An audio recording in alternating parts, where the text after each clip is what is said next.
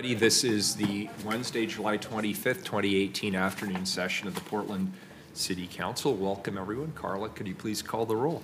Saltzman? Here. Udaly? Fritz? Here. Fish? Wheeler? Here. Good afternoon. Good afternoon, Mayor, Council.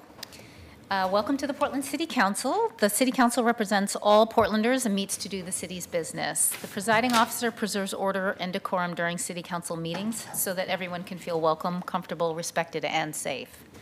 To participate in council meetings, you may sign up in advance with the council clerk's office for communications to briefly speak about any subject. You may also sign up for public testimony on resolutions or the first readings of ordinances. Your testimony should address the matter being considered at the time. When testifying, please state your name for the record. Your address is not necessary. Please disclose if you're a lobbyist. If you are representing an organization, please identify it. The presiding officer determines the length of testimony. Individuals generally have 3 minutes to testify unless otherwise stated. When you have 30 seconds left, a yellow light goes on, and when your time is done, a red light goes on. If you are in the audience and you would like to show your support for something that is said, please feel free to do a thumbs up. If you want to express that you do not support something, please feel free to do a thumbs down. Disruptive conduct, such as shouting or interrupting testimony or council deliberations, will not be allowed. If there are disruptions, a warning will be given that further disruption may result in the person being ejected for the remainder of the meeting. After being ejected, a person who fails to leave the meeting is subject to arrest for trespass. Thank you for helping your fellow Portlanders feel welcome, comfortable, respected, and safe. Very good, thank you. And again, welcome everyone. We have some special guests in the chamber this afternoon. Betsy, where are you hiding? I saw you walk in. Could you just come to the microphone and tell us a little bit who our special guests are today? And if you could introduce yourself, please, as well. Hello, Commissioners and Mayor. My name is Betsy, for the record. I work for Commissioner Nick Fish, and so today our honored guests, they come from Beijing, China, middle schoolers from Beijing, China, and they're here with the Portland International Academy. And yeah, so I'm just giving them a tour around city. Very good, thank you. Could we suspend the rules and welcome our guests? Thank you for being here. Yes, sir. Please come to the microphone because there's lots of people watching on TV and they'd like to know. Thank you. If you could just state your name for the record, please. Thank you, Betsy. My name is Stephen Ying. I'm the Chinese, I guess I'm a Chinese. I'd like to ask if the student can take a picture with the city mayor and the councilman. Without objection? Very good. Come on up. Thank you. Betsy, I'm glad to see you in one piece after your skydiving adventure this weekend. Thank you. This is the entrance, yeah. Yes, I did. Come on. See, we usually Yeah. down here. Come on. When did you go skydiving? We went on Saturday. That's exciting. Have you been? Have you No. tried? You have to. I would love to try that. Yeah, let's go back here. Come on. Hello. Welcome. Nice to be in the room. Very good. Excellent. Hello. Welcome. If you are tall, You're tall. Come back here. tall, Come yeah. back here. Very good. Okay. I think You're tall. Back row. Tall. All right. Commissioner Okay. Daly. Yeah. The children. Look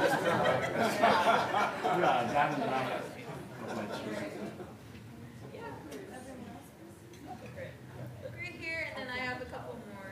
All right, 1, 2, 3. 1, 2, 3, 4. Right here now. Wow, one more. Right here. Perfect. Awesome. Great. Thank you. Welcome. Welcome to Appreciate it. Thank you. Yeah, thank you for your visit.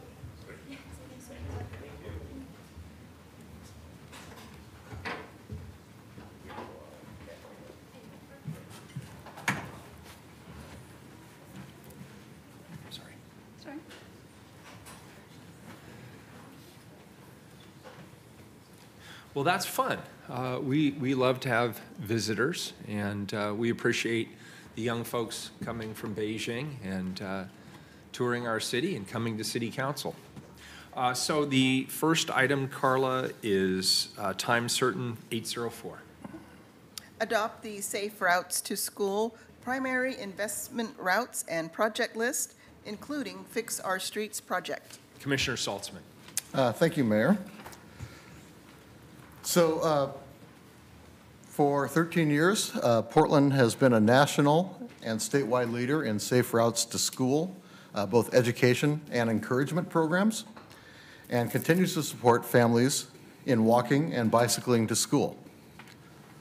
Over the past year and a half, the Portland Bureau of Transportation staff engaged school communities and a stakeholder advisory committee to create a plan for prioritizing citywide transportation safety projects.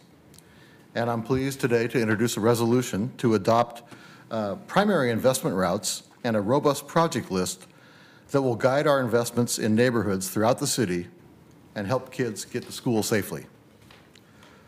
I want to thank the community members, some of whom are here today, who have participated in this planning process and continue to support healthy and safe streets, and their continued support attests, I think, our concern for kids throughout our city and their well-being. Today's resolution allows PBOT to move forward on a funding strategy to implement a focused set of projects that increase street safety for students and families in Portland. So I'd now like to invite the PBOT Director, Chris Warner, Art Pierce, Catherine Charlo, and Dana Dickman for a short presentation. Welcome. Thank you.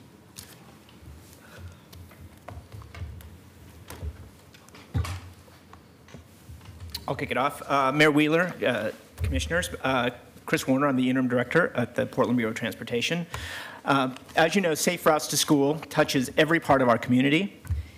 It has been and was a huge priority for Leah Treat, and so we're just here to continue the cornerstone work that she's been working on through the policy, programmatic, and outreach work. Today, the Safe Routes team will share the work over the past year to create a Safe Routes projects list. Construction has already begun on a few of these projects.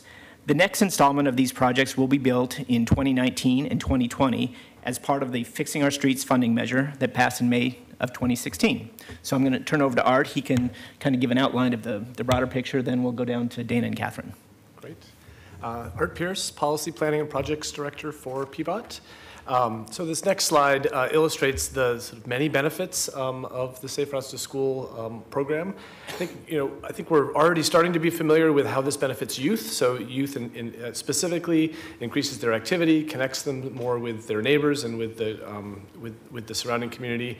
It really also fosters independence. My own 11-year-old biked to school this past year, and it was a notable change of the independence of him leaving on his own and returning home on his own. And so I think that, it really can see a confidence building in the youth as they're experiencing mobility in the city on their own. I think what we maybe are less cognizant of how much this benefits all of PBOT's system management goals as well. When we're looking at how congestion impacts our system, I think we underestimate the role of school traffic and school logistics in contributing to that. National statistics tell us that about 14% of morning commute trips nationally relate to school trips as part of their trip. So if you picture someone able to send their child off independently, they're then able to make the broader set of decisions that they might otherwise feel weren't possible in terms of taking transit or cycling or other types of means, carpooling. And so I think it's very important for us to continue to sort of remember that some of these seemingly small moves are what make the broader ecosystem continue to function. One of the other things that's really important to note is that it won't be just students who are making use of these safety improvements, particularly in crossing on busy streets. All of the community can, seniors and others that want to take advantage of these crossings because they will also access parks and other community locations. I think, one of the other things, of course, we're very proud of the significant role that this Safe Routes to School topic area fits within the broader Fixing Our Streets program. This was really sort of a cornerstone element of that broader Fixing Our Streets program, and a significant funding stream towards this project list is coming from there. So what we have brought for you today really does, again, relate back to the Transportation System Plan. We are asking for your adoption of the primary investment routes and giving direction to incorporate those routes into the update to the pedestrian plan, which is currently underway. And that pedestrian plan would then bring that through into the next update of the Transportation System Plan when we initiate that. And this direction also directs PBOT staff to use this new project list as we're looking at ongoing programmatic investments. We now have an annual funding stream for small projects, one of them being for Safe Routes to School projects, and we can use this list as the list to work off of. It's already been heavily vetted and prioritized, so it's a great place to start for those annualized programmatic investments. I'm going to pass it over to Catherine, who's going to tell a little bit more about the details. Could I ask you a question? Yeah, Can sure. you go back to that slide? It's a very basic question, but it's one I've often wondered about. Maybe one back. So, no, this one Oh, here. this one. Oh, This sorry, is yeah. perfect. So, Oh, yeah. obviously, the primary purpose of this resolution is the first bullet point, to identify the primary investment routes. Could you just tell me from a code perspective, why does it have to be integrated into the TSP, the Transportation System yeah. Plan? Is that because through code, the investments have to go through the TSP? They do, What's, yeah. what I think procedurally, what's going on There's a couple here? places in which I think it'll influence. One is about prioritizing our investments, so it's telling us where we should be focusing our efforts and influencing the project list formation. Another piece is if we're looking at the classifications of streets, this adds a new lens around child safety to the classifications we already have. We already have local streets for driving, for walking, for biking. We don't necessarily have this youth lens brought to that, and so I think it helps emphasize, the importance of these specific projects. So with the TSP, the Transportation System Plan, does it also give us the guidance then between different sets of priorities? So the Safe Routes to School is obviously a priority, but we have many transportation priorities. Is the TSP where we reconcile the relative weighting of those priorities?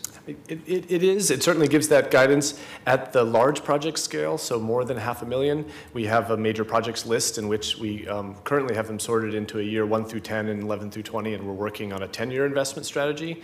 At the programmatic level, it's really the funding allocation between the various programs. So we have a bike network completion program, a Safe Routes to School program, a pedestrian network completion, freight deficiencies program. That's really where we start making some of those emphasis choices between how much funding we put in those various buckets. So at this point, it's relatively evenly distributed. Over time, as we have more funds, we'll probably be emphasizing differently. Okay, and that's helpful. And just one more 101 question for me here. So is the TSP, is that as a result of city policy, or is there a state policy that mandates we have a TSP? How does that work? The TSP is part of the comprehensive plan, and so with each update to the comprehensive plan, we update the Transportation System Plan as well. So we just went through, as you recall, a very lengthy process. This is probably the first sort of new item on the work plan for the next TSP that will go through the pedestrian plan update. And so as we're starting up the next TSP process, we'll be updating the project list, the policies, and sort of various other elements. In the next round, we'll have the freshest information around pedestrian, and we're just now scoping the freight master plan, which would be another new element to add into the next And TSP. I lied, I actually did have one more question. Are other bureaus engaged? Once you have the TSP, obviously, I can think of all kinds of overlays with other bureaus.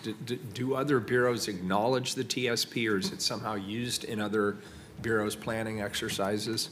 It is, I think, to varying degrees. We have partnership relationships with a number of bureaus. Probably the best example that we're working a lot on right now is with the Bureau of Environmental Services, where we're overlaying our investment priorities with them very directly. Yeah, and thank you for at how that, by the way. That's No, but it's been a terrific partnership. We really are breaking new ground with them. Okay, good. Thank you. I appreciate sure. that. Sorry for the digression. No, it's fine.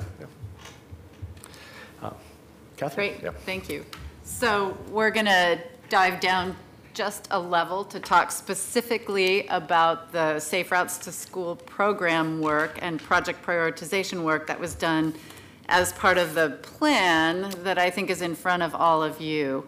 But before we talk the details of the project selection process, we wanted to give you this slide, our umbrella slide, which just sort of lays out this 5 E's approach, which more and more is becoming a 6 E's approach. I think many of you are familiar with this, but this is this integrated approach to getting kids to school safely, having to do with engineering, which is mostly what we're going to talk to you about today, infrastructure, but also wraparound programs that educate kids on how to move safely through the community, that encourage walking, bicycling, and transit use, and often help families feel more comfortable and understand how to integrate that into their daily routine, that really evaluate the effect of improvements and programs, and that incorporate partnerships with enforcement to make sure that we're really achieving the safest environment possible. So we have those 5 E's, and then more and more, our Safe Routes to School work is becoming grounded in equity, as so much of the city's work is, looking at ways to address both displacement and historical underinvestment. So you're going to hear a lot about that today, how that informed the process we went through. Both Art and Chris alluded to the fact that this $8 million that we're talking about that's already dedicated to the plan was included in the 2016 Fixing Our Streets measure. And it was a little bit different than a lot of the other pots of money in that measure, in that those were attached to projects when the measure passed. This money was set aside for Safe Routes to School, but then in part, as a result of conversations with some of you, PBOT was directed to put together a very inclusive and fast process to do some community engagement and project selection. And so that's what led to this, and that's what we're going to describe in a little bit more detail today. Before we go into detail on that, though, I wanted to just make sure that we establish the basis for the allocation of funding. And what you're looking at in front of you here is the map that essentially was a part of or came directly after the Fixing Our Streets measure. This is not part of the project decision. This was the pre-dedicated allocation of the $8 million. The purpose here was to look at where population is and where the highest levels of need were, and also make sure that because this was a citywide measure, there's some investment in all parts of the city. So this was our starting point for the project prioritization process that we went through. And then this map I'm putting in front of you, it's pretty hard to look at. Really, you're going to see some more maps today, so don't worry about it, but this is really just a snapshot to show general distribution of projects around the city. And Dana's going to show you a couple more maps that illuminate some different things about the way the projects are distributed. But this is just a snapshot of what went public in May. It's an online map. It allows people to zoom in and see projects by high school cluster, or zoom out and see projects citywide. It's going to allow us to track progress, record funding for projects, and record when projects are built, so people can sort of see very transparently the effects of their investment through Fixing Our Streets. It was translated into Arabic, Russian, Spanish, traditional Chinese, and Vietnamese. And the map itself also includes information about the selection process and the way the community was engaged. And then the last thing that I want to just touch on briefly is the project timeline. You can see, and we've mentioned before, we were asked to do something very quickly. The voters in 2016, I think, weren't interested in a 4-year prioritization process. They wanted to see things on the ground. We wanted to see things on the ground. So what you see in this project timeline is in the early parts of 2017, we gathered quite a bit of community input, and Dana will talk a little more about the process there. And then in the later part of the year and this year, we did the technical evaluation work that she'll describe. And as a result of that, came out with the project list that we're going to share with you, and the primary investment routes that are being adopted into the TSP. As Chris mentioned, a few of these projects are actually under construction this year. The bulk of them will be built in the 2019 and 2020 construction season. The farther out ones are the bigger ones that take more time to tee up, like sidewalk projects and the bigger signal projects. So I want to turn it over to Dana. The last thing I want to do, though, before I do that, is just thank Dana for her amazing work on this project and thank the team who's in the back. We had a really remarkable staff group: Janice McDonald, Zhao Zhang, Abra McNair, Lale Santelises, and Taylor Sutton. Each of them brought so much to this work and this project, and we really couldn't have gotten where we are without them. So, thanks, Catherine. So when we started the process of figuring out how to take this $8 million and figure out what the project should be, we knew that we first had to really talk to people about what their concerns were around the schools, what was keeping them from feeling safe no matter how they were getting there. Ultimately, these projects are walking-focused projects, but we really had conversations with community about what their concerns were around safety no matter how they were accessing the school. So we worked in close partnership with the 5 school districts within the city and determined what was going to be the best way to reach out to the community members in their schools. With PPS, we partnered very closely on 8 open houses, 1 for each high school cluster. We also did an open house with Park Rose. It's a smaller district, and having 1 open house at their middle school really served that population well. For David Douglas, Reynolds, and Centennial, we did some very targeted outreach with schools. And those targeted outreach pieces ranged from meeting with parent groups that were Spanish-speaking parents to going to a middle school classroom. In each case, we had great, robust participation and learned a lot. We had almost 300 folks attend the open houses. With those school events, we had over 460 attendees. We also were fortunate to have Oregon Walks partner with PPS and lead 10 walks at high-need Title I schools to just dig a little bit deeper on what the needs were for families at those schools in walking and accessing the school. And our Safe Routes to School team did an additional 3 walks. So we had 13 walks with over 170 families or participants engaged. We knew that not everyone could come to one of these events, so we also created sort of a parallel online open house that asked similar questions and gathered information that was similar to what happened at the open houses. We had an additional 400 people comment there through the open house. And then, because as we've heard, we have a 13-year-old program, our staff went through, I think, over 8 years of parent surveys and pulled out comments, over 3,000 comments that we had about specific concerns that parents had about issues on their streets. So we were able to take all of that information and really have a good understanding of the concerns that families had in walking and biking and taking transit to school. I also should mention that, again, when we asked people at the open houses and in these events how they got to school now, it was about a 50-50 split. About 50% walked or biked and about 50% were driving or taking the bus. And so we felt like we got a really good understanding from families that were coming to school in a variety of ways about their concerns. I also want to mention, before I move on from the overview of the engagement, that one of the things that we wanted to do in talking with families was both gather information from them, but also share information that would help them understand how we were going to use their feedback, and then also just help them understand the decision-making process. So we created interactive exercises that shared information about infrastructure and costs and just how we make decisions at the Bureau. We heard many, many times how helpful that was to have both opportunities to give feedback, but also to learn something at these events. So one of the things we heard loud and clear, I'm sure this is not going to be a surprise to any of you, was that safer crossings were the #1 concern. This was true across all neighborhoods. People are really concerned about kids crossing major streets.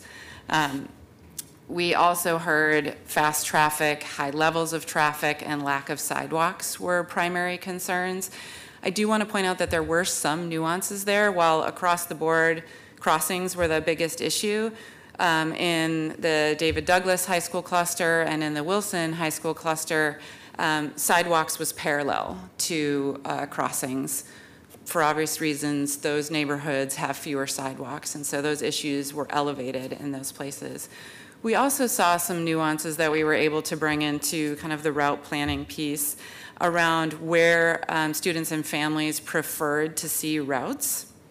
For example, in some of the inner neighborhoods, there was a strong preference for local streets, as much as possible getting off major streets as they were going to school. In some of our neighborhoods in outer East Portland, we heard from parents and students that they preferred some of the larger streets where there was more activity and more eyes on the street. So the outreach really helped us to understand that we couldn't, use a one-size-fits-all analysis. We really had to look at the individual situations happening for each school. In addition to that outreach, we had a stakeholder advisory committee that met 6 times throughout the course of the process. We had a member from each of our 5 school districts. We also had Safe Routes to School practitioners, folks from school-based programs, Oregon PTA, and then also community-based organizations that, while they may not be engaged deeply in safe routes, were really representing groups and families that we knew were living in underinvested areas or places where we knew we wanted to invest. So with all of that information, we still had to figure out where to focus our investment. And so what we determined was one of the best ways to do that was to identify primary routes and really focus the investment. What you're looking at on the screen is a kind of a graphic depiction of how we determined or how we thought about how kids move. All of us have kind of watched kids go, to school through the neighborhood, and they move really organically. They move sort of similar to this, where it's kind of like a stream order, and they move on to major streets and funnel down to the school. So we used that thinking to help us develop a computer model. As you're looking at this, think of the blues and the greens as kind of individual kids, individual trips coming from their house and funneling down to the street that's the direct path to the school. And where you see the orange and the red, that's where we're going to focus our investment. We knew that the need is great throughout the city and that we really needed a way to target our investments to make the biggest difference for families and students trying to get to school. Can I ask you a question on that? That's interesting. So investments are prioritized based on volume rather than safety? Let me tell you more. So what we did was we looked at, this was sort of the high level model. And then we, with the help of a consulting firm, Tool Design Group, and CH2M, now Jacobs, they helped us develop a model that looked at first at housing density. So where were the trips most likely to be generating from? And we were, again, able to look at this in a nuanced way. There were neighborhoods where it looked like there was a lot of housing density, but actually that was a senior residence. And so we were able to know what exactly was happening and where kids would be living. We also looked at shortest path and combine those 2 pieces of information, knowing that pedestrians, but especially child pedestrians, tend to take the easiest and the shortest path to get somewhere. And then we looked at existing infrastructure. So where did we already have safety improvements made that we could route to? Now, I want to call that out specifically because one of the things that we heard over and over again in our outreach, and it's something that we kind of know intuitively from other pedestrian outreach, is that kids and families won't go much more than a block out of their way to go to better infrastructure. So if you think about that, our kind of past practice has been like, well, there's a crossing 3 or 4 blocks away, they can go around to go to that. But what we've found out, and what we've heard over and over again, that they're going to take the shortest path. And so what we did was we looked at where we could reasonably find a shortest path that had existing infrastructure, and where there wasn't that infrastructure there, that's where a project was. Does that make sense? Yeah, that's interesting. So the primary routes looked at density, shortest path, existing infrastructure, and then where we heard from school communities there were already kids walking, like paths that were already established, and we overlaid those to identify approximately 4 to 6 routes per school. From there, we still had to identify projects. So what we did was we took those routes and identified safety issues or lack of infrastructure on those routes, and that's what created the project list.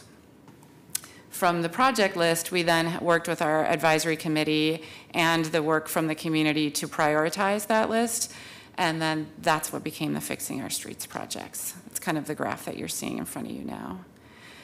The types of projects that came out of that analysis varied greatly. In some cases, we just needed a marked crosswalk. But in a lot of cases, the routes that were preferred based on shortest path, most likely, and preferred, we would need to do sidewalk infill, or we need to do a significant updated crossing. So the project list has over 1,200 projects and ranges everywhere from, like I said, a $3,000 marked crosswalk to a $500,000 signal, depending on what the need is on that route. We have over 600 crossing projects, over 500 walkway projects. Walkway projects can include shared use path connection or sidewalk infill, and the total project list is over 1,200 individual small projects. Of those projects, about 88 of them are funded through Fixing Our Streets. We took that information, and I'll talk a little bit about the prioritization criteria in a minute, but we took that whole project list, looked at what the priorities were, and identified 88 projects. We have an additional almost 70 projects that are funded through existing pieces. One example is Glenfair Elementary, 155th and Gleason was an identified priority crossing, but our federal project, the 150s Bikeway, is already going to improve that crossing. So that's when you see the funded by other projects, that's what that number represents. With that, we have about 1,000 that are currently unfunded. We'll talk about that in a little bit. I know that equity is important for everyone on the council, and we really wanted to highlight how much that influenced this whole process. Our Stakeholder Advisory Committee worked with us on developing the criteria by which we took that massive project list and identified which projects to move forward for this first phase of funding. Equity and safety were the two primary criteria that we used to identify what are the projects that we want to move forward first. When we talk about equity, we're meaning race, low income, and limited English proficiency. Those were the categories that we looked at. And for safety, we looked at whether or not it was on a high crash corridor. We looked at speeds and volumes on streets and the number of lanes, and really looked at what was happening on that street and what could be causing safety issues for students. So you didn't look at people with disabilities and equity? We didn't. When we spoke about this with our equity manager, our understanding was adding that, and when we looked at the data, adding that piece in didn't change the overall allocations. The disabled population is more dispersed in the community, and that adding that in is, we're not including that as a specific metric in PBOT's equity matrix. That wouldn't, I wonder how it might have changed, because there are some schools that are more accessible and therefore tend to have higher populations of students experiencing disabilities. And so yes, I hear what you're saying in terms of whether they would be driving anyway. And still, that is somewhat of a concern to me. Great. I think the way that our program tends to really think about disabled students is through the programming elements. For example, when we have a bike education program and we work with a specific organization that delivers bike safety skills specifically to disabled students.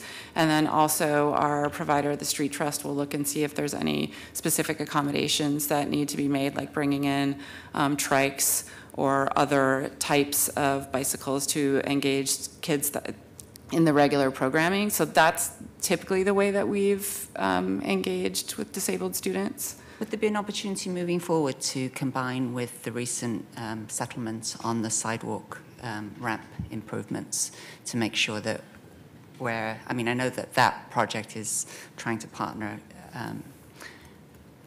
and if there's an opportunity to look around the area so that if we're doing this nice improvements on the arterial or on the main, I forgot, the number 4, whatever that was, if there are any sidewalk impediments in the area, that might be a way to look at it. Because, our city's equity policy does look at race and disability, and so transportation is one of the key bureaus for implementing that. So just something to think about moving forward.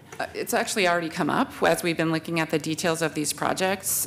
Because of that settlement, we are looking more broadly at the curb ramps around a specific project. Like if we're doing a sidewalk infill project, then the ramps kind of attached to that are also being done. So I think that's already happening. But thank you for bringing it up specifically. I'm actually kind of shocked that that's not a consideration. I'm a parent of a Portland public school student with a disability who uses a wheelchair, and when I get safe routes to school materials in his backpack, I roll my eyes because they don't include or accommodate my family. So thank you, Commissioner Fritz, for bringing that up, and I would certainly hope that curb cuts and ramps would be part of this. Absolutely, and they absolutely are. In fact, thank you for bringing that up. In some of the cases where it's just a marked crosswalk and it's considered a small project, part of it is getting the curb cuts in too, because we have plenty of routes right now where the curb cuts just aren't there. So while the census data for disabled students and families wasn't included as part of the equity criteria, it's absolutely being considered in the project development and project design. Okay. Yeah. Thank you. So I just wanted to share this as we're thinking about moving forward. You saw that we have over 1,000 projects that aren't currently funded. This map shows kind of the overlay of investment need with that data related to race and income. The darker orange represents higher populations of people of color and more families that are low income. The circles that you're looking at represent the costs associated with the projects. So if you look at East Portland, you can see that there's a significant need for investment overlaid with people of color and low-income families. If you look at kind of the central east side, there are certainly projects there, but they are on lower order streets, so it's a marked crosswalk. In East Portland, we're looking at crossing, Division and Stark, and so those investment needs are greater, even though it's still just a crossing need. So now I'm just going to turn it back to Chris to talk a little bit about what our next steps are. Thanks, Dana. Kind of to round it up, I think the next slide kind of shows you the situation that we're looking at. As you can see from the slide, even with the major investment from Fix Our Street, which is the $8 million, and the additional work we're doing, which is about $17 million, we still have work to do with about $253 million of identified Fix Our Street, or safe routes to school work we need to do throughout the city. So we'll be back to you later this fall. We will be applying for a grant through ODOT and the 2017 money in terms of Fix Our Streets. There's some money dedicated to that. We'll be bringing a grant application to you to move forward with that money. We're also looking at, there's, I know, talk of a regional bond measure and Fix Our Streets. Safe Routes to School is going to be a part of that, and we are going to be looking for every pot of money we can find. So whether it's federal grants or whether it's other state or additional local funding, we really want to maximize the investments in these routes because we think they're so important. And certainly, I think it's something the community has really been asking for, and we're able to deliver on some of this, but there's still much more work to do. So I would also, we're going to we're going to turn it over to some folks from our advisory committee. But I also wanted to echo what Catherine said about Dana and the work that she did and the whole team. So this has been a very long process in a very short amount of time. I just want to thank the work they've done and the community's work as well, because without their input and their kind of speaking up and helping guide us, we would not be where we are today. So I think you have the list of community members. And thank you. Thank you, Chris, Art, Catherine, and Dana. And I'd now like to invite up members from the Stakeholder Advisory Committee to hopefully speak in support of the Safe Routes to School program.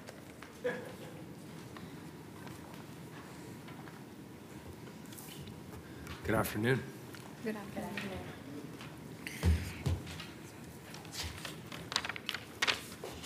Would you like to start? Okay. Good afternoon, Mayor and Commissioners. Sorry, could you turn that, just leave the microphones on? Yeah, that'll be fine, thanks. Good afternoon, Mayor and Commissioners. My name is Brendan Haggerty, and I represented Multnomah County Environmental Health on the Stakeholder Advisory Committee. Part of my job is helping our partner jurisdictions create healthy communities, healthy neighborhoods for all. So it was a gratifying experience, and I was very glad to be able to bring a public health perspective to the discussion. And I viewed this project list as a real investment in public health, and I'm just going to take a moment to highlight a couple of reasons why. So safe routes to school are really important for kids' health, and they're really important for a couple of main reasons. The first is that they protect kids from injury, and injury is a leading cause of premature death for young people in Multnomah County.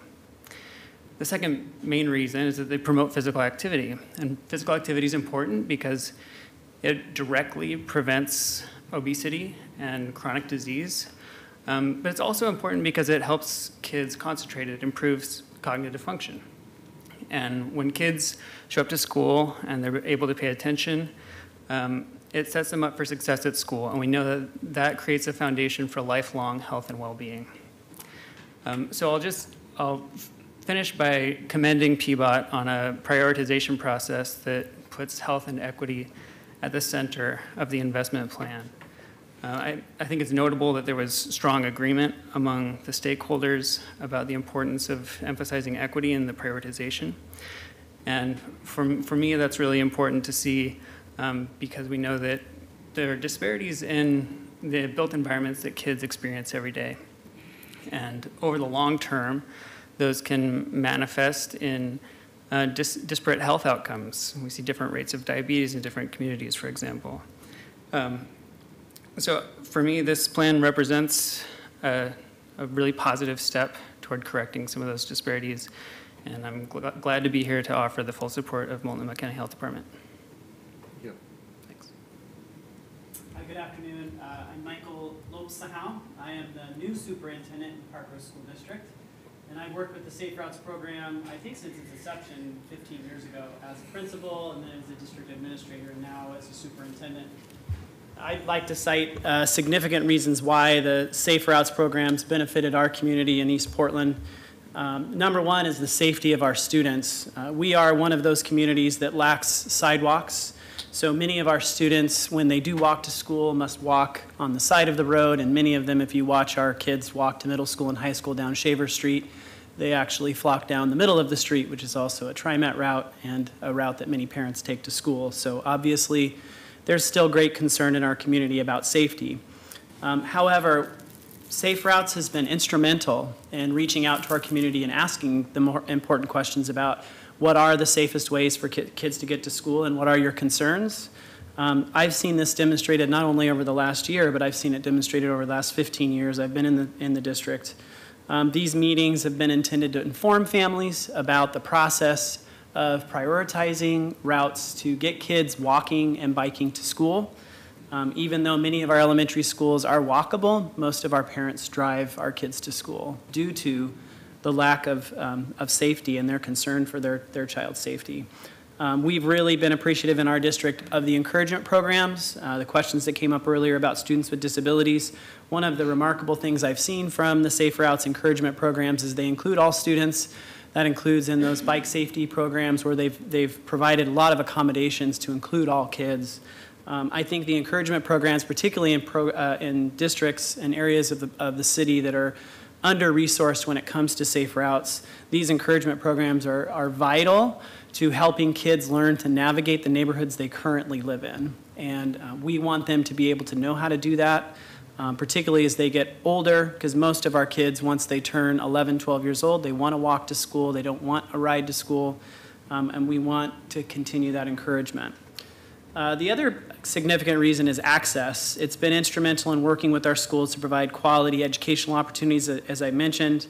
The ongoing bicycle safety, I think, has been very important because there is a drastic difference between the Park Rose community. I live in Southeast Portland. Just the number of routes that kids can actually take in a safe way to our schools in Park Rose is limited. That's been a big part of the conversation that the Safe Routes folks have included me on and been very interested in our community, and I have genuine interest in continuing that work. And last is equity. Park Rose is very appreciative of the work. We have a lot of underrepresented families in our community, and they many times have expressed concern of whether the city's involved, and I think Safe Routes has been a great representative of the city of Portland in Park Rose. It's been a constant effort. And I think that their presence in our schools has made a difference. And you can see it not only in our kids, but you also see it on the streets. You have speed bumps that mitigate some of the speed issues that we have in our neighborhoods, but you also are starting to see improved crossings that allow for students of all ages to cross 102nd, 122nd Avenue, which are both very busy roads and key pathways for our students to get to school.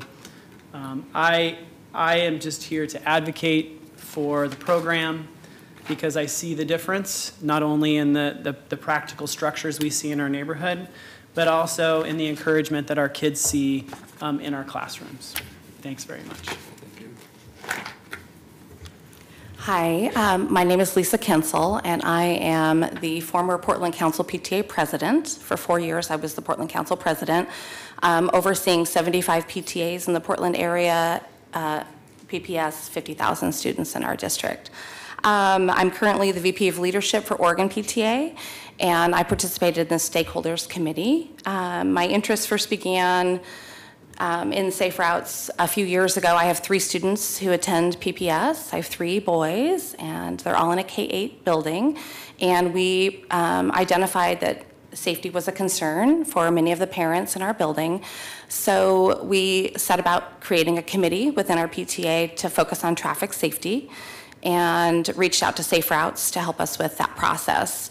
We participated in creating a mapping situation where we worked with our school secretary to get all of the information necessary to create a map of where all of our students were coming from in order to get to our building.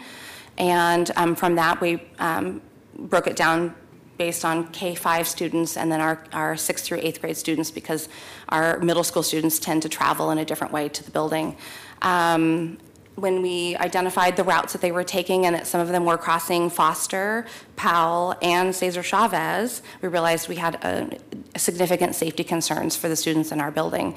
So we reached out to Safe Routes at that time, and they came out and they assisted us with creating a situation or a scenario where we changed our bus routes because we have multiple buses that come to our building. The Columbia Regional Program is housed in our building, and which draws students from all over the city. So there's about 7 buses that arrive to take those students home every day. And we have 2 regular school buses that also come to take students that live within, more than a mile from the building, and all the children that walk and bike to school or don't because of the lack of safety. So Safe Routes was very instrumental in coming out, meeting with us multiple times that year as a committee, and prioritizing ways that we could create a safer zone around our building. That was my first experience with Safe Routes in working with them at that level. I was asked to participate in this Stakeholders Advisory Committee, and I was drawn not only for my own safety concerns and my students' safety concerns in my area, but overall, the impact on student safety and the impact on the community. And living in Portland for 27 years, I've seen a lot of changes in our city, the number of people and the number of people that are out and about, and more cars on the road. So that was a big concern for me. I also realized that this committee and their focus on equity was in direct alignment with PTA's mission, and I was very happy to be part of the process. So right now, our next steps for PTA is we are working with Safe Routes to continue this conversation, encourage our PTA leaders to have health and safety committees within their own board structure, and work directly with Safe Routes to impact student safety in their own buildings. Thank you.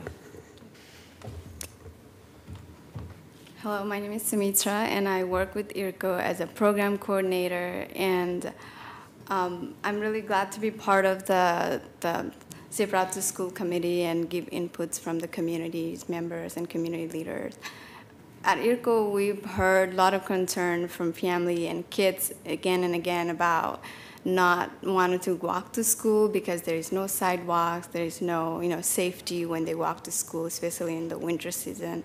So I was really glad to be part of it and give inputs about what works in our community and how to engage our community in the process.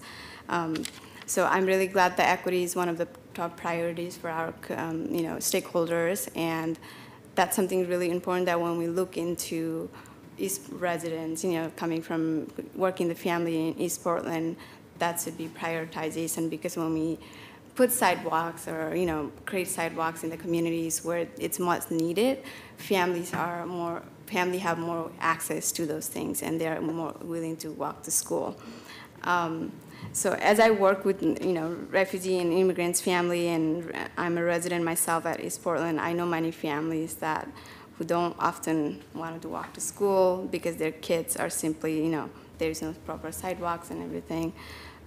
Also, when we talk about safety, it is really important that we not only talk about building or creating sidewalk, it is also ensuring that it is safe for kids to walk to school, especially a lot of minority students or kids or family do not feel safe to walk in the street because they might be marked by who they are and their skin color. So it is important to kind of add that component that it is safe to walk to school, and that whole neighborhood engagement component should be kind of added to that community engagement. So making sure that families knows it is safe to walk to school, and the family engagement part is important. So thank you. Thank you. Great. Thank you all. Thank you. That completes the invited testimony. Very good. Carla, is there any public testimony on this item?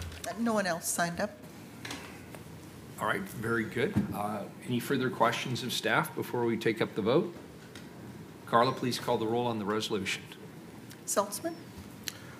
Well, I want to thank our Stakeholder Advisory Group committee members, all the people who showed up with their students at the open house events, and one of which I attended myself and did a walk. I forget the name of the school, but I was there.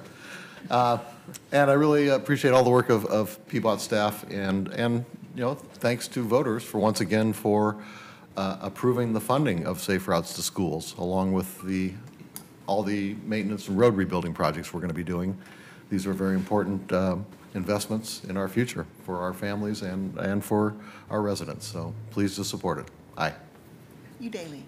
Well, thanks for the presentation, and thanks everyone for coming to give testimony. We have only received supportive comments from constituents in my office, and it's exciting to move forward. Aye. Fritz? Well, first, thanks to Commissioner Steve Novick and former Director Leah Treat for their championing of the Fix Our Streets projects and bond measure, as well as this entire program. Second, thank you to staff for implementing it even better than I had hoped for. I was particularly grateful to hear about your outreach and the things that you learned, and just really well done. Thank you. Thank you, Commissioner Saltzman, for your ongoing leadership of this. Thank you to the young people who came and sat very quietly and well-behaved and reminded me, at least, that you're part of why we're doing this and that your city council and the people of Portland care about your safety. And so that's the same for all of the people at home. I just flipped through the project list and I'm almost tearful to see that the Southwest 35th from Huber to Stevenson is finally on the list, 2020. I hope I live long enough to see it. And thanks to Adam Grimshaw in the West Portland Park neighborhood, that's the street by Jackson. And my kids couldn't walk there. It's less than half a mile from my house, and I had to drive them every single blooming day because it's simply not safe for anybody. So not only will it help the students getting there, it will really open up our entire neighborhood to have a way to get to shopping, to this transit center, to various other places. So this benefits all of us, and thank you to the taxpayers of Portland for paying for it. Aye. Wheeler. I can do nothing but heap on more praise. Thanks to the people of the city of Portland who voted for this, who supported it. I'm in the same boat as Commissioner Udaley. It's a good day at Portland City Hall when the email you get on a particular item is uniformly positive. And I think that speaks volumes about the need and the public support for this program. And certainly, Commissioner Saltzman, I want to thank you for your leadership as the Transportation Commissioner, and to everybody in the Bureau who's worked so hard on this and will continue to work so hard on this. Commissioner Fritz called out the young people and thanked them for their good behavior. I think it's only fair that I thank the older people here for their good behavior as well. That's an inside joke. Maybe, maybe not. At any rate, it's a great resolution. I support it. I vote aye. The resolution is adopted. Thank you, everybody, who worked hard on this. Carla, without any dissent on this, I think we can read 805, 806, and 807 together, although we will have to dispose of them separately. 805 is a resolution, so we will be taking a vote today. 806 and 807 are non-emergency ordinances, which will be moved to second. But we'll hear the presentation on all of them, and we'll take testimony on all of them today. Thank you, Carla. 805, adopt the performance-based parking management manual to establish guidelines for the Bureau of Transportation to manage public parking in the city. 806, rescind resolution number 35486 TRN-3.102 and adopt new parking meter district policy to better manage parking in the city. And 807, adopt new parking pricing and event district policy as outlined in the parking management manual to establish guidelines for managing public parking in the city. Very good. Commissioner Saltzman. Thank you, Mayor. Today we are bringing the parking management manual forward again as a resolution and 2 ordinances. The resolution adopts 3 of the 5 chapters of the parking management manual to provide consistent guidance for parking time limits, parking management districts, and truck loading zones. These guidelines are based on policies in the Transportation System Plan and in the Comprehensive Plan. The 2 ordinances are for the remaining 2 chapters of the Parking Management Manual. These chapters fulfill council direction from an April 2016 ordinance directing the Bureau of Transportation to create a plan to implement performance-based pricing. Performance-based pricing. These items before us were revised by PBOT since they were brought before council on June 13th, based on input and suggestions from my council colleagues, as well as public testimony that we received. Mauricio Leclerc, supervising transportation planner, and Melissa McCready, parking operations division manager, will present the Stakeholder Advisory Committee recommendations for the parking management manual. And then they will also highlight the changes that have been made based on feedback we have received. We greatly appreciate the work of everybody who's been involved in this process. Thank you. Turn it over to Mauricio. Good afternoon, Mayor, Commissioners. I'm Mauricio Leclerc, PBOT Planning. We have a brief presentation, and we hope to clarify why we have to do one resolution and two ordinances. So we'll have plenty of opportunity to go through that, starting with this slide. The manual has 6 chapters with the introduction. Chapter 2, 3, and 6 can be adopted by resolution, non-binding city policy. However, Chapter 4 and 5 regarding rates, setting meter rates, they need to be via ordinances, which is why we're doing it this way. So, and we'll walk you through each of the steps. So that's why we have a resolution and 2 ordinances. With me is Mr. McCready, as well we have the consultant Rick Williams in the back, as well as the Benson Parking Division Manager. So moving forward,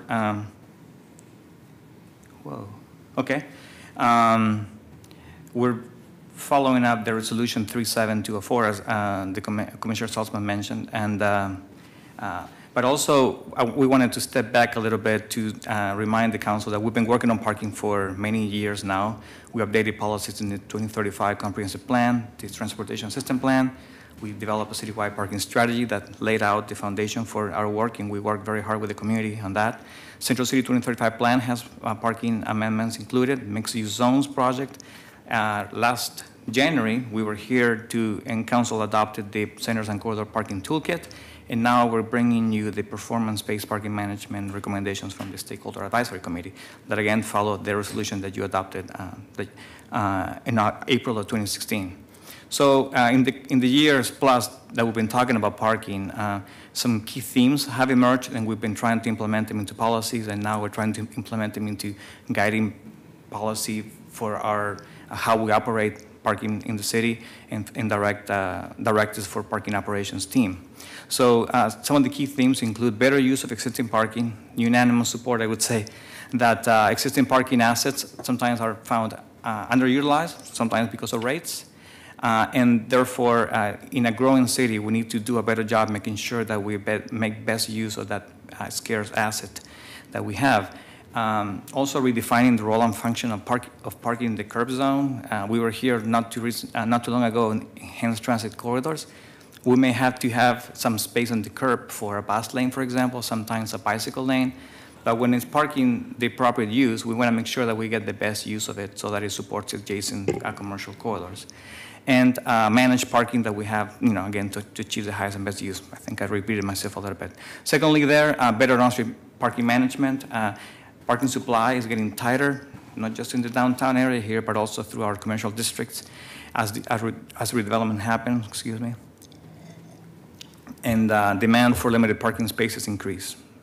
So this parking management addresses not just the existing meter areas, but also commercial corridors. And also more demand-responsive management. It is challenging today to adjust parking rates and initiate parking management plans. Council has done it like 7 times since 1970, and it's always been a rate increase. Today we have new technologies, like you see in the picture, but also applications like Parking Kitty that allows us to have more responsive management of the parking system and better customer experience. So with that in mind, we developed the parking management manual that is before you. So we've also had strong public support through the years. We had and direct communication with over 1,000 people, and with a strong support again for data-driven management. We had the endorsement of several committees to adopt the toolkit and performance-based parking management, including the committee that recommended the rates in 2016 that we went from $100.60 to $2. They went through the existing process and they said, please move to performance-based parking management. There's a much better way of doing this than what we had to go through in 2016. So this is where we are today with that resolution. Just to go through that same slide, the first resolution, the resolution talks about chapters 1, 2, 3, and 6. I can briefly cover them. But first, acknowledge the partners. We had a committee, included Portland Business Alliance, Go Lloyd, Oriental College of Medicine, Pearl District Neighbor Association, Venture Portland, Central East Side, Portlanders for Parking Reform, Portland Downtown Neighbor Association, Portland Freight Committee, and Northwest Portland Parking Group Committee, and Venture Portland, if I did not mention that. We also had outreach. We had an online open house translated into 10 languages. which received many comments in support of data to set rates. We also have received many letters of support, including from organizations such as Go Lloyd, PBA, Freight Committee, and the Bureau of Planning and Sustainability. And here are some quotes that we pulled out for you. So just to go very briefly, we went through this in June 13, so we don't have to spend too much time on this, but just to remind you, Chapter 2 is about new parking management districts, the process for it, and it is here that we have some amendments, some language that introduced, working with Commissioner Salzman and particularly Commissioner Fritz, so we wanted to highlight this during the presentation, that we have 2 whereases on second page of the resolution, that basically about the composition of the work group or a parking committee for the setting of new parking management districts. The resolution reads, it should include 10 stakeholders consisting of 3 business owners, 5 residents, 2 employees of the proposed parking management district who live outside of the area. The list has been expanded. That is a concern, make sure that we have a more inclusive, equitable process, and because these areas can affect many people.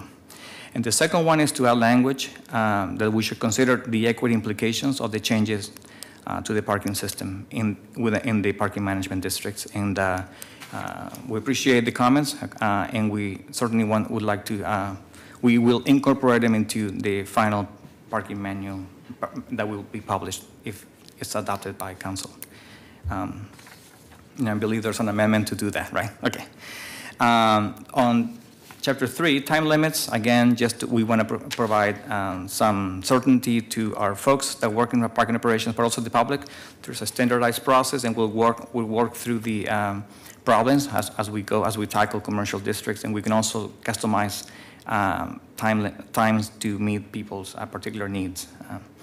And then finally, Chapter 6 is about truck loading. We have 44 signs, very difficult to manage, very hard to read. You park in one, you don't realize exactly what you're parking. So you need to be very careful reading these. So now we've standardized them, and I think that's gotten their support, the Portland Freight Committee. It has received. These are the 5? I think these are the 5s, yeah. Okay, yeah. from 44. So that was quickly, but that's basically the meat of the resolution that adopts those chapters. Now I'll explain, unless you have questions, I'll move on as to what makes up the ordinance. So basically, I'll go back actually, talking about chapters 4 and 5 of the manual. So those require changes to TRN 3.102. These are ordinances. So 3102 was adopted in 1996. It's a lengthy policy that has 2 key components. We're only changing one, so therefore we need to create a new ordinance that will maintain the language word for word for the other element of the policy that we're not addressing today. So basically, TRN 3102 talks about parking meter revenue allocation, what to do with the funds. That is the part in which we're not changing today. And the new ordinance, we're changing the parking meter setting part of the ordinance. So to do that, the City Attorney's Office and Auditor's Office recommended that we do it this way. Basically, TRN 3.102 goes away. It gets replaced with one with the no changes, word for word for the parking meter revenue allocation policy, and then another ordinance that adopts a new way to set meter rates in the city for events and for general day-to-day operations. So any questions on that? Okay. Thank you. So I think I covered that. The mystery of this, it was a bit complex for us to understand, so hopefully we can understand. It translates to the public as well. So now is the one that adopts a new parking and event district policy, Chapter 4 and Chapter 5. These are based on performance-based parking management. What is that? It's a data-driven, clear, and transparent way of managing parking. It relies on performance metrics that are simple to read and act on. It maximizes customer experience and efficiency of the parking system, following supply and following demand. It's not driven by revenue. However, it's in the areas that have been implemented. Our sister cities in San Francisco, Vancouver, BC, and Seattle have shown no net loss in revenue. It's just a better way to manage. Price goes up, rates go up where it needs to be, and goes down where it doesn't need to be, and things come out roughly net neutral.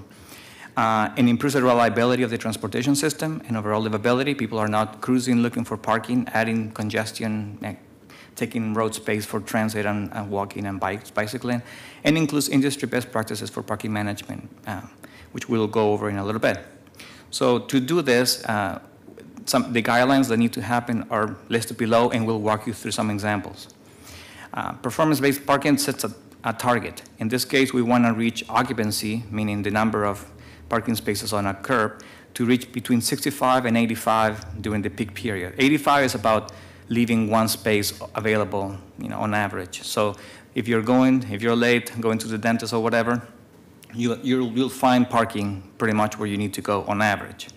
And also, we don't want it to dip below 65 because then we have half a curb empty. There are better uses of the right-of-way. So you want to make sure we're getting good use of the curb when it is for parking.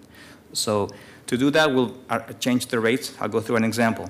We are proposing a predetermined rate range. So it will not go below $1, which is the cost of running the system, and not beyond $5 an hour. If we ever need to change that, we'll have to, inflation many years from now, whatever. We'll come back to council to adjust that rate.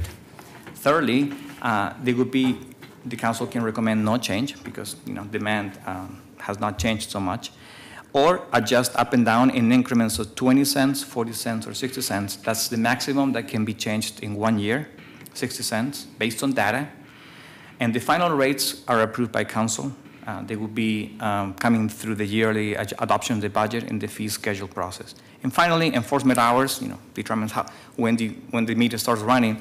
That would also be a decision that it is today for council to decide if we need to extend it or so forth. So that's the parameter. So how will a driver know what the price is? Because will the price be the same throughout a whole district?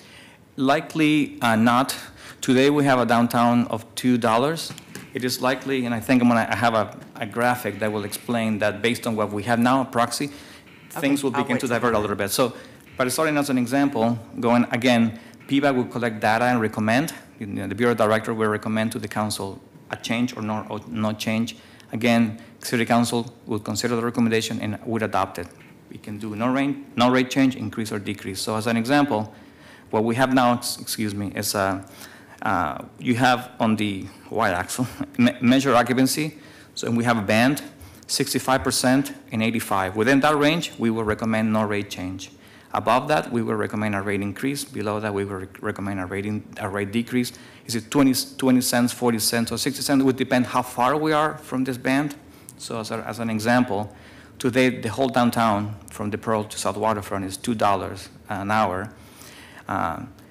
It could be that it is fine next year when we do the analysis and we bring you something, or it could be that some areas or the whole area needs to go up or down. So it would be in increments of 20 cents. It could be up to 60. So in this case, it would be, if occupancy was 95, we're probably recommending something like 260. This is an example, but this is how we see it working. As well as you can see range. It will not dip below 1, and it will go beyond $5. So I understand that, yeah. But there's, now there's places in downtown that are easier to park than others.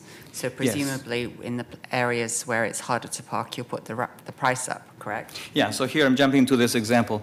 This is what we have as a proxy. We using the electric parking stations that we have. We can collect number of transactions. That is a proxy today as an example for council of what may happen. Areas in red, lots of activity. We're likely seeing that there, high demand. The rate may go up. But if you see in the Central East Side, in the North Pearl, South Waterfront, we're not seeing the same level of activity. The rates may go down. And in this case, in this existing district, we would be recommending some different rates depending on what the market is telling us. Right, but looking at the waterfront, where there's a blue dot next to a red dot, how are you going to let the driver know that if you just go on to the next block, it's going to be less money? We would set up logical, within the market. We don't have the ability to set block by block things. We will determine, I believe. But there's always going to be an edge to whatever block you use. So how will the driver know if you just park on the other side of the street, it's going to cost you less? I think what I can defer to Melissa. Other cities have done that. They have the ability to the amount campaign of information that the rate is changing, and this is the rate. Also, it gets posted in the right of way and in the stations themselves, and also online in Parking Kitty. You know, that would alert people what the price is. It could be, it's advantageous for some folks in which if you know where you want to go, you may want to choose to park a little bit off to take care of the lower rate or and so forth. So clearly this is going to be hopefully addressed in my amendments that are looking at equity, because some people just can't afford to pay more, so that they may be willing to walk a little further in order to be able to pay less. So one suggestion that I have, currently in the stadium district, there's a marker right on the meter that says stadium district rates may be in effect. And yes, it's on the meter as well, but before you even pull up to park, there's a little sign that says you are. And so if you don't want to pay the stadium rate, you keep going until you don't see those little signs. So maybe that's something that you could look at putting in. This is a, zone A, zone B, zone X. So that that's exactly, because you don't want to have to park. You go to the meeting, blooming heck, I don't have that much money, so I'm going to have to Correct. go back Today again. you have no choice. It's $2 or wherever you go. In the future, do you have options? You'll be able to, in a way, shop around with them. If you're doing trip change to Right, but 3 you're going places, to you want make to it go. clear to somebody who doesn't have a smartphone. Yeah, So certainly. you cannot rely on the parking kitty. Yeah, we'll rely on signage and other information, websites, and other ways to clearly communicate that. That's one of the things that we've been hearing. Some people want certainty. They want to know where they're going, what their rate would be, and that there will be a parking space and so forth. Yeah. Well, we don't want people to have to be consulting their smartphone while they're driving no. to be able to find the right Yeah, parking signage could spot. be clear, and you can see it as you're driving what you're buying into, what the rate will be. We haven't done it, but other cities, Seattle, again, Vancouver, and San Francisco have done this, and we can certainly, that's the intention of where we're headed. Well, those cities are known as places that people with low incomes have a hard time getting around and parking, so that's one of my concerns. I hope Yes, you'll well, address very it well taken, moving we'll forward. do. I think I need to go back a little bit. So that would be the recommendation. Also, as we collect data, we will publish it. Here's an example from Seattle, Ballard Core District, what the occupancy has been through the years and what the likely recommendation is going to be based on data. So PBAT would publish a report that once we collect data, folks will understand, again, we're trying to come up with clear, transparent way of managing parking and driven by data, so a report will be available for folks to understand what the parking demands are in a certain district or a certain meter district. So we went through this. Another thing to note is that PBAT receives few comments on that the rates are too high, but we hear a lot about having trouble finding on-street parking. That's particularly time-sensitive activities such as going to work, punching the clock, as well as going to dentists and so forth. So for the information also on who uses public parking and the equity concerns that the Commissioner was raising, the parking that we're talking about is largely for short-term uses. That's been a practice throughout actually the world, but Portland since the 40s. To encourage turnover, that encourages the best use of parking. So it's basically, we usually sign up for 4 hours or less, often in the downtown 1-2 hours, sometimes 30 minutes. That encourages the turnover. So we did an analysis during the increase in 2016, who uses, who comes and parks in our system, and what is the trip purpose. 25% was to work. Mostly it is to shop, tourism, meetings, so forth, which is consistent with what we expected, but also with policy. However, we chose 4 to 7 because that's the area in which if you have a night shift, you're likely to park for 2-3 hours, and then you can get free parking after that. So this is likely to be on the higher end of how many people come to work and park. Still only about 25%. And within that, we had another question: how many are actually service workers, which you can say as a proxy for low income? It was a third of that. So basically, it will be 6% of the total of the parkers here in the downtown area are service workers. everybody else has another job or another trip purpose. So just to understand who we are likely to affect positively or negatively, depending on the rate. Also, PIVA has 2 programs using Smart Park to help people with low income. And we can go into more detail as you need to, but they are great programs in my opinion. I'm not in parking ops. I can be a little bit more impartial. So that's how we are addressing. But again, the rates may go up, the rates may go down. And that's the recommendation. Now, moving forward on events district, same process, except that there's a criteria for when do we set districts. Is for in events that are likely to generate 10,000 trips or more. That only includes Providence Park today, which has an existing district, the Rose Quarter and the Convention Center. The same mechanics would apply with adjust rates based on data. In this case, to incentivize the use of alternative modes, and also the predetermined rate. Council will have the final authority, and enforcement hours would also be up to for council to decide. And so far, we have a good reception. Positive. Sorry, I got lost here. Oh, we went too far. I apologize. We have good feedback from the Convention Center and Rose Quarter folks that this is something that meets their needs and is likely to work if we ever get to initiate a conversation to initiate a new event with them, event district with them. So again, just to be very clear, PIVA collects the data and recommends a rate. City Council has the final authority. In this case, the range is different, 3 to 10, and the rate is more like $1. That's how we operate it today. So. And what's the process for deciding where those event district boundaries are? For the convention center and the criteria for 10, it was 10,000 trips, But where's the boundary of that? Oh. That would also follow. Push the button. There we go. That would also follow the same, how we would form a parking management district, that language with the committee forming. So it would be Would working. that come to council? Yes, everything would come before council. So all those parking districts come to council? Absolutely. Yeah. And yeah, that's governed by code. We have to bring everything to council. Thank you. Yeah, so that's pretty much it. I'm sorry that some of these policies are in different places. So in this case, that's Title 16 that determines parking meters. So it will come to council as well. So that's basically to summarize what's in the parking manual. And again, one resolution and 2 ordinances for the legal mechanics that we had to go through. Thank you. Any questions? Could I ask just one question? So a ghost from my past is coming out. It's the price elasticity of demand. And you said that it's 20 cents, or it is 40 cents, or it is 60 cents. How did you pick the 20-cent increments being up to 60 cents, number one? And number two, how do you know that it impacts demand? Or are you basing this on pricing surveys or studies of some sort? Yeah. The 20, 40, and 60 cent are recommended by the Stakeholder Advisory Committee. That is what they arrived at as what they felt would have an impact on. Based on what? Based on what they felt was reasonable. It was based on data. We looked at Seattle, we looked at San Francisco, we looked at how they were doing rates. Any kind of an increase does have an impact on human behavior. Any kind of a decrease has an impact on behavior.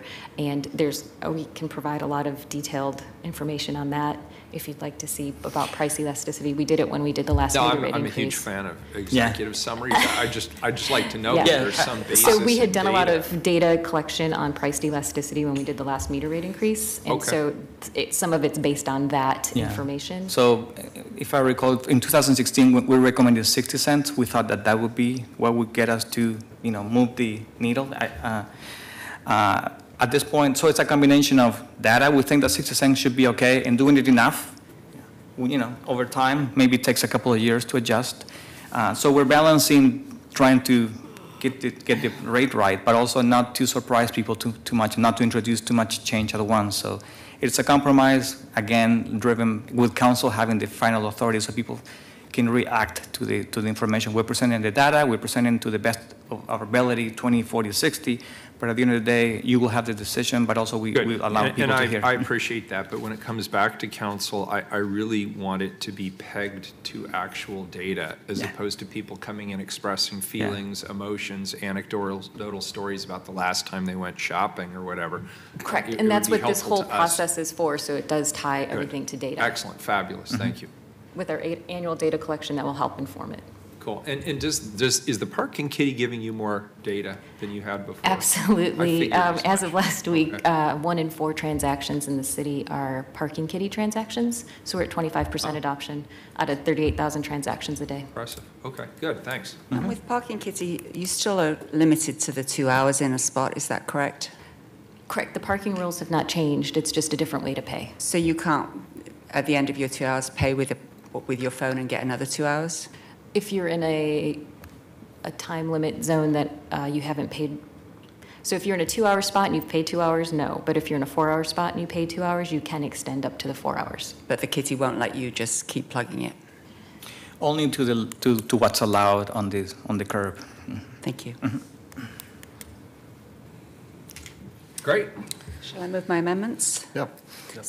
And colleagues, I apologize for not getting to these to you earlier. Commissioner Saltzman's office and mine were still working on them right up until the deadline here. So again, I apologize for getting. So amendment to the resolution 805 to start with. Now therefore be it resolved that the City of Portland directs the Bureau of Transportation to amend the parking management manual to reflect the language in this resolution, including a review of the equity implications and procedures to ensure equity in the establishment and implementation of parking districts. And then the second would be it further resolved that the City of Portland adopts the parking manual subject to the amendments directed above. Second. We have a motion from Commissioner Fritz and a second from Commissioner Daly. We'll call Thank that you. Fritz number 1. And then number 2, which is on the other side, is the amendment to the Ordinance 807. The directions would read, now therefore the Council directs the Bureau of Transportation to conduct a review of the parking management manual in consultation with the Bureau's equity team to recommend any changes necessary to advance equity in the event district parking management programs. Actually, that should just say district management parking program, sorry, not event district, and setting parking meter rates. Second. Thank a you. motion from Commissioner Fritz, a second from Commissioner Saltzman. That's Fritz number 2. And I just don't to be have- clear, you removed the word of that, correct? Right. Okay, good. Sorry about that. And I don't have this in there, but I would like to just request staff and the Commissioner in charge and the Mayor that the Council would get copies with strike-through underline of the revised parking manual so that we can assess, because I still, as you know, do still have concerns about how people who don't live and own property in a district are their needs are going to be considered when we're setting up these districts. I have a question. I'm sorry if I missed this because I had to step out for a few minutes, but who is currently authorized in the community to initiate a PMM process? Does it have to be a neighborhood association or could it be some other interest group? Right now, we don't have a process. So we get, this helps establish guidelines on how we would be able to get a process going. We have 5 meter districts. They've all been formed in different ways. Okay. But then this establishes how we would do a parking management district, and that would be the committee that we are including people from everywhere. I think the rest of my questions will receive a similar answer. I'm just concerned, I guess, about community engagement and how we're reaching the whole community and not just a small subset of particularly interested parties that might be making decisions that would adversely affect others, and also have some equity concerns similar to Commissioner Fritz. So what does the manual say as to who gets to ask for it under your new proposal? Anyone can ask. We get calls all the time. Yeah, so, Go ahead. again, the district, people, there's a parking problem in a area. They get together, along the lines are in this amendment, And they come to us and we work with them and we set a series of recommendations. More likely they don't have impacts on pricing. They're not talking about meter rates. Yeah. One avenue would be that the area needs one, in which case we would take that path with that committee. But then that sets us into a path in which it comes to council. Well, wait. I appreciate you asking this question because, so any 10 people with no process in the community can get together and say, we have 5 business people, 3 residents, whatever it is, and then you go ahead and start going on it? No, we just talk to people first, and then we'll do data collection. And then we don't really have a process right now. We just talk to people a lot every day. It probably is usually neighborhood associations and business associations, though, that are And we coming to have these. just individuals who are frustrated with their parking situations. I mean, we take calls all day long. We have multiple stakeholder groups. So any 10 people, as long as they represent the groups in there, can push this whole thing into motion, and you go ahead and... No, we don't do anything now. It's a, how can I phrase this conversation? The parking manual, we want to manage the system as best as we can in a certain area. What the manual says is we will have a public review process with a committee to tackle some of these, how to proceed and how to address parking operations in a certain area. And we have, the manual specifies time limits, loading, and so forth. So it is it's a mechanism to work with the public to address concerns at a local scale. But Commissioner Uday's question is the good one. Any 10 people in a given area can get this whole thing going without, even if everybody else in the area doesn't agree with it? Where's the 10 people coming from? They've got a committee. They've got to have 10 people on the committee. Oh. But who decides, yes, we as an area want... Well, these are voted on by... Yeah, yes. So, but you could spend an awful lot of time with 10 people going through all of this. And that's then... not quite what we do. It's more complicated than that. It depends on the parking issue. So we get asked about residential parking, we get asked about commercial corridor parking. We have different ways of addressing parking demand and parking needs and managing those needs. So if we have a business call us wanting time limits in front of their business, we work with them. If they want a truck loading zone, we work with them. But we don't really form committees ad hoc to just talk about parking. It's not quite how we do it. But supposing I believe there's a problem with parking at a particular commercial area in my neighborhood. So I get 5 business owners and 3 residents and 2 people from out who work there. And we come to you and we say, we want a parking district. How do you decide whether or not to start this whole thing in motion? We start with data collection and to learn what the parking issue is. And then we talk about different tools that we currently have and how we can address it. But there isn't a specific formal committee. That we don't have rules for that right now. That's what the Parking Management District Committee guidelines are for. But the decision to form a district ultimately is in the hands of the residents. Well, it's actually in the hands of council. Well, that's true. For meter districts. But we do ask, For any district. yeah, for meters, we ask residents and business owners, I guess. Typically, several of our meter districts have come about because of transportation and parking plans. Like Northwest took 20 years to form. Central East Side is completely different. Go Lloyd is completely different.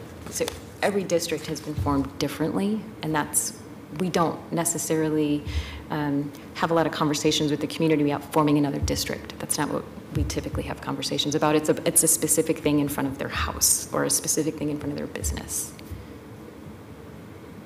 I'm sorry, Commissioner, I interrupted you.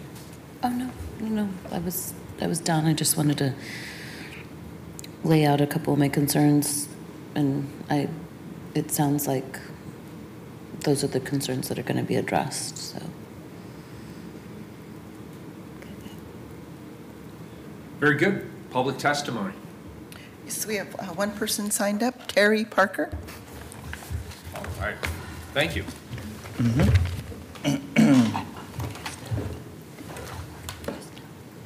Good afternoon, Mr. Parker. Good afternoon. It's just you today. Just me today. All right. There's people in here too. Good, I get 3 minutes then, right? There you go, it's all yours. I hope I didn't just set Okay, my name's Terry Parker, and based on your last comments, I'm a vintage Portlander. Very good. Excellent. Us too. Do you remember the fuel shortage of the 1970s? That was manipulation by big oil. How about Enron and how they manipulated the power grid to increase electricity rates? Now we have PBOT in the city of Portland artificially creating congestion with road diets, along with instigating a parking shortage by not requiring adequate off-street parking with new development. Converting on-street parking to bike lanes expands the shortage. And now the ploy, charging residents for on-street parking due to a shortage instigated by the city. Per TriMet's latest survey, congestion, road maintenance, and the need to increase motor vehicle capacity was among the top priorities not directly related to transit. Where's the government support? Even though the city has a huge fleet of passenger vehicles that are commonly driven as single occupancy vehicles, or in the case of elected officials, chauffeured, over the last couple of decades, both PBOT and Metro have developed an exceedingly evident car hater mindset. Portland now has a street and highway system that is deficient of motor vehicle capacity. Instead of making more room for cars to accommodate unrestrained population growth and supporting nearly 10% of the jobs that are tied to the automobile, the city has been tinkering with social engineering and attempting to discriminately dictate how people travel. All combined, it is creating more mass congestion and parking issues. Making use of gas tax dollars from the Federal Highway Trust Fund, it is the people that drive in this artificially contrived congestion that pay the largest chunk of funding for mass transit. Transit fares barely cover 25% of the operation costs. Likewise, it is the people that drive and pay gas tax dollars, which also fund the privilege of having a specialized bicycle infrastructure that bicyclists utilize while paying no user fees. You can't help but notice it is always those same freeloaders that show up to support charging drivers even more. Due to creating the most demand and to establish equity if curb space is treated as a commodity and a permit system is expanded or adopted, any residents without off-street parking must be charged significantly higher fees than those that have driveways or off-street parking. Equity and justice would also require value pricing be assessed on bicyclists, where bike lanes occupy curb space has reduced or eliminated parking. Likewise, transit riders must be assessed when bus lanes or transit stops occupy the curb space and reduce or eliminate parking. Whereas motorists already pay for the streets curb to curb with gas taxes and other motor vehicle fees, curb space should not be privatized or treated as a fee-based commodity space for parking. Thank you. Thank you, sir. Appreciate it. Colleagues, any further questions before we take up the votes on the resolution and the amendment? I don't have a question, but I just want to thank the staff for providing us with the written documentation, because it's actually the business district that has to initiate it first. Is that correct? Seeing nods. And then you set up the committee. So this is specifically related to businesses. I'm sorry, I forgot about that. It's been a while since the previous hearing. Yeah, okay. Very good. So we'll take up first Fritz Amendment Number 1, which is germane to Resolution 805. Carla, please call the roll. Saltzman? Aye. Udaly? Aye. Fritz? Aye. Wheeler? Aye. The amendment's adopted. Please call the roll on the resolution as adopted. Saltzman? Aye. As amended. Udaly? Aye. Fritz? Well, thank you, Commissioner Saltzman, for all of your work on this. This is obviously it's a work in progress, and it's something that can be changed. And so I will have to say that as I go around Portland, certainly people are very concerned about people who are living outside and various other kind of issues like that. But it's parking that when anybody brings that up, that people get absolutely irate about. Particularly about new apartments and other homes being built without parking, which puts a lot of pressure on the public realm, so that the private sector is not paying their fair share. And I'm concerned about we're having to do a lot of management of the public right away because there's spillover from not providing it in other places. And this hopefully will start to address that. So thank you very much for all of your work on it. Aye. Wheeler? Good work. I vote aye. The resolution is adopted as amended. Any further discussion on 806? I just want to add, I have had some conversations with Commissioner Fish, who unfortunately is not able to be here today, with his staff. And so I just wanted to put a couple of issues on that previous item on the record so that you can think about it as you move forward. And those are to look at specific types of parking, including for quick pickup areas with 15-minute or 30-minute parking. I think that's important. Looking at parking for construction, parking management during construction, which obviously is not the parking district, but that is something that comes into play, especially with all of the construction that's happening in the business districts. And then the loading zones, yes, we're making some improvements on the signage and making them more simple. We've had some controversy around direct to park, that park staff get ticketed even though they are loading and unloading. They're not counted as the kind of commercial vehicles that are allowed in the loading, unloading zones. So people who have big equipment like musicians can't use them because they're not commercially loading or unloading. And I do think, again, as we're looking at finding places for people who need it, that those are things that Commissioner Fish and I would like you to look at. Thank you. Very good. This is a first reading of a non-emergency ordinance. It moves to second reading, and that would be on August 2nd. Mayor, may I make some remarks? I didn't realize this is a first reading. Very good. I just want to say that, I appreciate all the work that's been done by all the stakeholders and by PBOT staff, and you may or may not thank me for this at some future point in time, but earlier iterations did have a lot of discretion to PBOT in terms of making decisions about how to change the parking rates under the performance space process and things like that. And I was very insistent that those decisions be made by the City Council. So you may or may not thank me at some future point in time for that. But I do feel it's important because, as Commissioner Fritz just said, this is an issue that all Portlanders get excited about. So I think it's important to keep the ultimate authority in the hands of the City Council. But I do appreciate all the work and the behavioral analysis that's gone into this work and the notion that, people need to be able to find a parking space when they want to shop or work or recreate in the downtown or in the central city. So thank you for allowing me to make those remarks. Very good. We'll take up the amendment, Fritz, number 2, germane to Ordinance 807. Please call the roll. Saltzman? Aye. Udaly? Aye. Fritz? Well, thank you, Commissioner Saltzman, for agreeing to this amendment, and my colleagues for the support on that.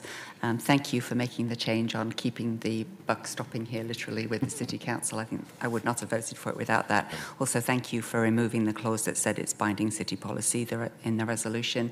I think it's important for this manual to be a work in progress and to be amended with due input from the community and the council. So while we definitely expect it to be used, it's important to allow that flexibility. Aye. Wheeler? Aye. The amendment is adopted. This is the first reading of the non-emergency ordinance. It moves to second reading on Thursday, August 2nd as amended, and we are adjourned. Thank you, everyone. Okay.